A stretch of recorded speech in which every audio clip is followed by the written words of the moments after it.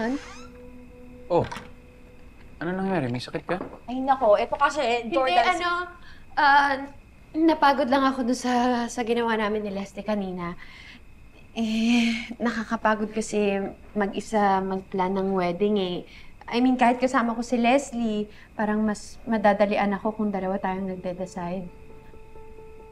Han, I'm sorry. Alam mo, 3-day convention tong event namin eh. Day 2 pa lang bukas. Yes, I know, and I understand. Ayaw na rin naman kita pilitin, kaso si Christy kasi. Nakita kayo ni Christy? Oo, alam mo ba, pinahiya niya ako doon? Sinabi niya ba naman sa lahat ng tao na kaya daw hindi ka sumasama sa akin kasi hindi ka naman excited sa wedding natin? Sinabi niya? Oo. Alam mo, hindi lang yun. Kinumpara ka pa niya kay Leon. Sabi niya, mas better daw si Leon kasi at least siya involved daw sa kasal nila. Magkasama pa nga silang dalawa eh. Di ba, Leslie? Han, papaisip tuloy ako. Interesado ka ba talaga sa kasal natin? Hindi naman siya ganun, Han. Siyempre gusto ko rin sumasama sa'yo. Nagkataon lang talaga na sobrang busy ko eh. Eh di bukas, tulungan mo akong pumili ng cake natin sa shop nila. Ha? Please? Oh, sige, sasama ako. Magsiset up lang ako sa event tapos magkita tayo sa venue. Talaga? Thank you. I'm so excited.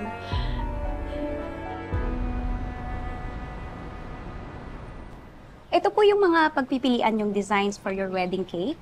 Marami rin po tayong iba't ibang styles niyan. Okay, pero parang ang common naman ng mga design ninyo. Bakit wala na bang iba? How about this one, ma'am? Maraming may gusto nito. Hindi bagay. No. Here. Ito po. This one. Oh.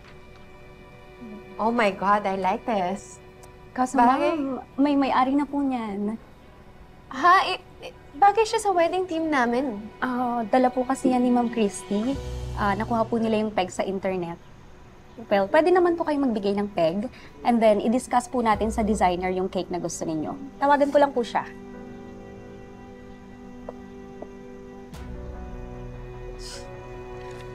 Nauna naman ako sa kanyang ikakasal, so akin na to. Hey, bakit hawak-hawak mo yan eh? Cake yan ni na Christy, di ba?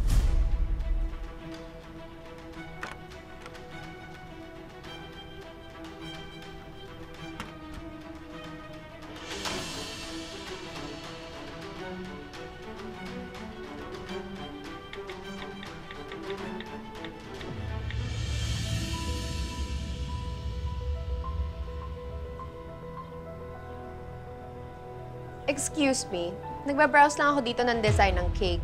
Kaya pwede ba wag niyo akong sugurin at gawan ng issue? Wala akong time sa inyong dalawa. Talaga? Ano yung hawak mo? Wala ka na doon, Christy. Pwede ba? Yeah. Ano ba? Akin to eh. Pakita, ha? Bakit ba? Bakit ayaw mong ipakita sa akin? Bitawan mo akin Totoo na yung to! sinasabi namin yun. Ano sinasabi mo? Wala akong ginagawa sa inyo! Tama na yan! Oh my God! Tingnan mo yung ginawa mo! Ako? Ako ba? Punong-puno na ako sa'yo, Shaira. Ano, ha? Kung hindi naman ito mangyayari kung hindi ka nakikialam ng mga kasal ng ibang tao, kung kasal mo lang pinapakialaman mo. Ano bang gusto mo, ha? Gusto mong away? O sige, madali naman akong kausap eh! Gusto mong away? I'll give you what you want! Yan! Oh my God! Away! Ha? Gusto mong away? Ikaw! Gusto mong away? I'll give you what you want! Yan! Oh my God! Away! Ha? Gusto mong away? Ikaw! Ikaw! Ayaw ka! Gili ka na! Away! Gusto mo! Oh my God! Front desk, magpapunta po kayo ng dalawang guard dito sa cake shop. May nag-aaway na dalawang babae.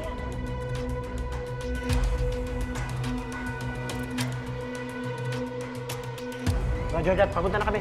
Saan ba? Sa cake shop, may nag-away na dalawang babae. Tara!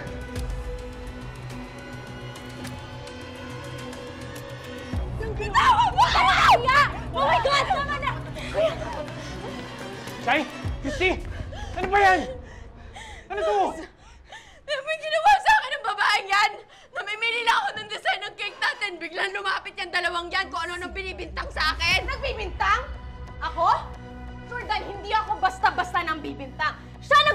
yan kung hindi siya nangingialam ng kasal ng iba?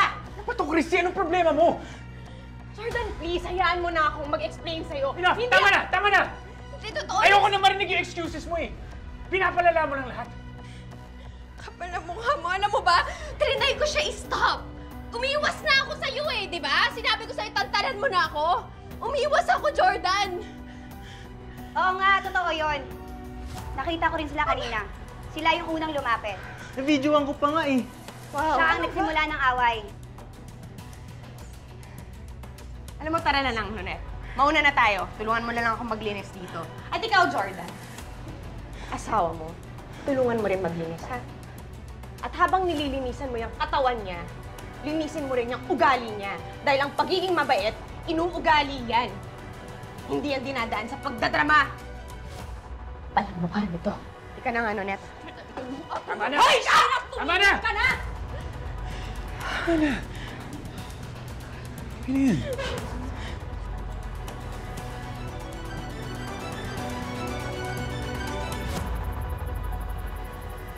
Alam mo, bagsak yata sa values education subject yang si Shaira nung high school eh. Masyadong kinarirang pagiging impokrita. Parang hindi siya busy sa pagpaplano ng kasal niya. Kasi ang dami niyang oras na busitin ako at iharas ako eh. Alam mo kaya nawiwili yan si Shaira na bastusin ka kasi kinakampihan siya ni Jordan.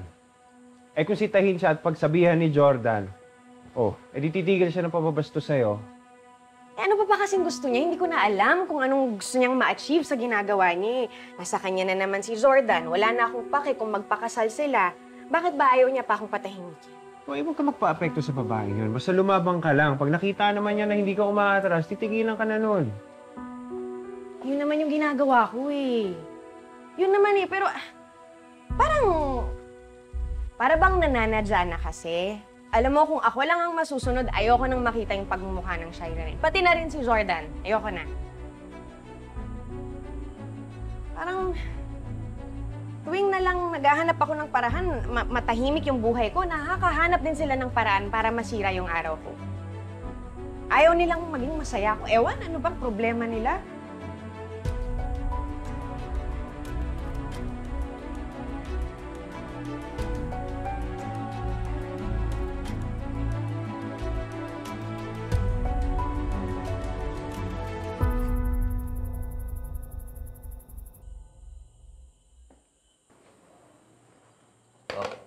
Kumain ka na.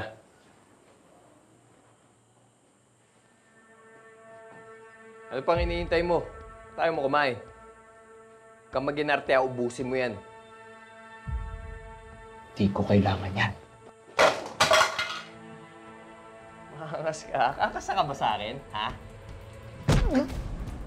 Ha? Ano? Sagot! Ha? Ha? Ano? Ha? Asan yung angas mo? Umayo ka dyan. Ha?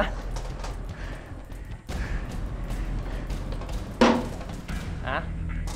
Ano? Ha? Ha? Palakdan! Tama na yan! Tama na yan! Baka mapatay mo pa eh!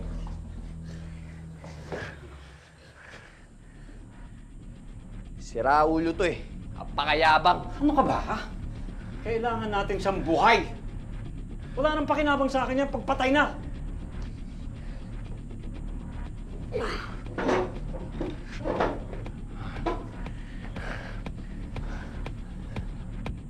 Sa susunod, nabwisitin mo ako, ha? Hindi na ako magtitimpi, ha? Subukan mo ako ulit.